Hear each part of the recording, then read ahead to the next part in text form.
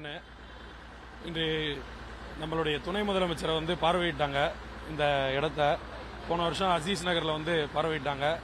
இந்த வருஷம் எங்கள் தெருவை பராங்குசபுரம் தெருவை வந்து பார்வையிட்டு இதுக்கான போர்க்கால அடிப்படையில் இந்த விஷயத்தை தண்ணி ரொம்ப தேங்கியிருக்கு தாழ்வான பகுதி அப்படின்னு சொல்லிட்டு சொன்னாங்க.